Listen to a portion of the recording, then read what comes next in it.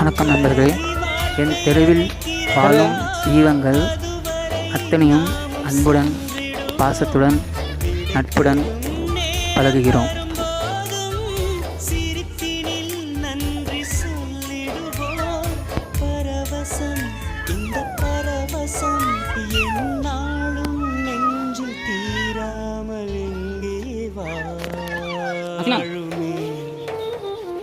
கடவுள் தந்த அழகிய